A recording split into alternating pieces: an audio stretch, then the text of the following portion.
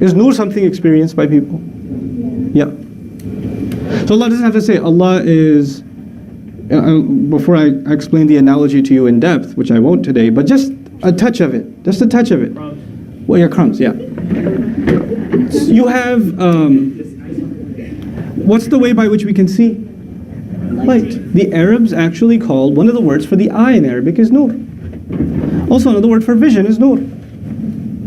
And the guy who is blind, the a'ma, is also called faqidu nur al-basar. He doesn't have light in the eye.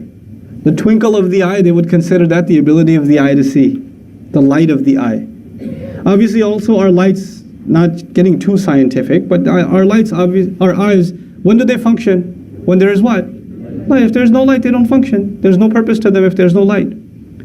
Our way to observe reality around us is through our vision. We don't know what a tree looks like. We don't know what our parents look like. We don't know anything that anything looks like. We don't know beauty. We don't know, incentive. We don't know any of those things until we have something to see, right? And even those who can't see use their imagination to see. They wonder what it must look like. In their mind they have a picture, right? So Allah calls himself Nur. But not just any Nur. He called himself السماوات والأرض, which is particular. Like Allah doesn't just call himself Rabb. He calls himself Rabbul Alameen, Rabbul Samawati wal-Ard. He associated that light to the skies and the earth. The skies and the earth is the Qur'an's reference to the physical universe.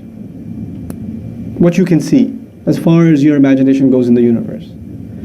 Now Allah is comparing himself to your ability to, the thing you need to be able to see the universe for what it is. What Allah is saying here in brief is, without Allah, you don't really see anything. You don't really see anything. You think you see it. But looking at the skies and the earth without Allah, you are as lost as to what it really is as someone who's blind and can only imagine what it must really be. Someone who has faith in Allah has a light has the real light through which they can see, and then they see reality. Now, I see a tree, and someone who studies agriculture and has a PhD in trees in Texas, and people do that sort of thing, sees a tree. And I can't tell you much about that tree, and he can write a book on that tree. But if he doesn't have Allah in his heart, guess what? He doesn't see it for what it is. And I do. I have an advantage over him because I have Nurul Samawati wal Ard. Then, of course, when you're talking about Allah, you're talking about something that can't be encapsulated. But this is a simile, this is a parable. You want to think about Allah the way you want to think about the light with which you use to understand the world around you. Why is it a parable? Is Allah himself make it clear that it's a parable? Allahu nuru samawati wal ard mathalu nurihi. The example of his light. Now the idafa changed. Instead of being the light of the skies and the earth, now it's becoming his light. Meaning the light that he just referred to in this ayah, the parable he just gave. What can it be given a parallel to? Kamishkatin fiha misbah, to an indent, a niche in a wall. They do this in Texas construction, by the way. I haven't seen it much in the East Coast because we don't have anything in the East Coast. But whatever. We're short on space. We don't have a lot of new construction. Everything's congested already, right? So a lot of the country where you have bigger and older cities, you don't get a lot of new construction and design and things like that. You just work with what you have. In Texas, they build these niches, large rooms, so there's the light wants to spread. So they'll build this kind of arch thing, and it's indented. You're supposed to put a lamp in there or a light in there or some art in there or something like that. Now this is actually an ancient construction piece. To put a dent inside the wall, a niche, an arch inside the wall. Why? Because they put a lamp in there, and because of the shape of the arch, the light spreads to the entire room. It reflects off of it and lights up the entire room. Okay? So the purpose of that niche is to spread the light. That's what it does. That's called a mishkat. Mishkat. So the example of Allah's light is, you can think of it as an arch, fiha misbah, in which there's a lamp. Al-misbahu fi zujaja, the lamp is in a glass. And then he goes on to further describe the glass. But the interesting thing is, you're thinking about a house and a room that's dark originally. It's dark. And the only thing that, the place you would expect the light to be is where? Inside this arch. But that arch is empty unless you put what there? A lamp. And that lamp has to be lit. And if that lamp is going to survive, it has to have the right kind of oil. Pure oil. And the glass should be clean, because if the glass is dirty, light won't light up the room. It'll still be a damp room, right? That arch is actually the rib cage. In the analogy, it's describing a rib cage. It looks like an arch. And in it, Allah placed a hole, and in that hole He put a lamp. What's that lamp? Our heart. It's our heart. And then, describing that heart, He said, it's got the most refined material inside. Pure. Not inclining to the east nor the west. La sharqiyya wa la gharbiyya. In other words, you won't find this kind of oil in the east coast. You won't find it on the west coast. It's not even from this earth. It is otherworldly. You know where it's from? From Allah. That's the ruh. It's pure. It's pure. And that light, if you know something about pure, like gasoline or oil, like really refined oil, if the fire's over here and the gas is over there, what does it look to do? It actually jumps to it. It looks to the physical eye like it's jumping to it. That's why Allah says, يَكَادُ زَيْتُهَا يُضِيءُ.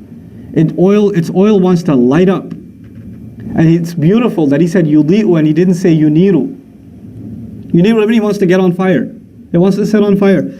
But He said He wants to light up. It wants to light up. And then it's interesting that He said يُضِيءُ also and not يُنَوِّرُ or يُنَوَّرُ. Now, you know what it means? The word from nur. But yudi'u comes from the word daw. Daw is also light. Nur is also light. But Allah says, هُوَ الَّذِي جَعَلَ الشَّمْسَ ضِيَاءً وَالْقَمَرَ نُورًا. He made the shams diya, and He made the qamar nur. Nur is light that doesn't have any burning in it. There's no heat in it. Daw is light that has burning in it. The light of Allah is nur. The light you feel inside, some of it, it's not entirely nur, it's got an element of what? Daw in it. Why? Because when we experience that light, there's going to be some pain. There's going to be some burning. There's going to be some sacrifices. There's an element of difficulty inside the word yuli. وَلَوْ لَمْ تَمْسَسْهُ. Then Allah says, نُورٌ عَلَى نُور. نُورٌ عَلَى نُور. Light upon light. Famous phrase, right? Light upon light. It's used in MSA flyers all the time. Light upon light. What in the world does that mean? This lamp inside, this heart inside, Allah put light in it before we even got here. And then there's the light of revelation Allah sends. That's the light. That's also called light. فَآمِنُوا بِاللَّهِ وَرَسُولِهِ وَالنُّورِ الَّذِي أَنزَلْنَا. Believe in Allah the Messenger and the light that we set down. Okay, now we're learning Allah is the way by which you see reality. And we're also learning revelation is the way by which you see reality. But Allah says this light, the light outside, will not be of any benefit if your eyes are closed or if you're blind. And what's the lamp you need inside? The heart. So He says when this clean heart means this light that was put inside meets that light of revelation, then the two lights collide and the entire entity of the human being inside of him is lit up. And He calls it nurun, light upon light. There's light on top of the light you already have inside. And this person gets lit up. The darkness inside them goes away. The sadness inside them goes away. The fears inside them go away. The jealousy inside them goes away. It's light upon light. Nurun ala nur. And then you're just sitting there listening to that like, whoa. يَهْدِ اللَّهُ لِنُورِهِ مَنْ يَشَاءُ. Allah guides to His light. Now He says, مَنْ يَشَاءُ. Man yasha is also beautiful. Man yasha means whoever wants. Also means whoever He wants. Such a beautiful ayah. Allah says whoever wants can have this light, and whoever He wants can have this light. So there are two wills here in the same ayah. What two wills? My will and yours. My will and Allah's will. Both wills. And Allah made them simultaneous. In other words, I will give this light. I'm willing to give it to you, Allah is saying, but you have to be willing to accept it. If you're not willing, then I'm not willing.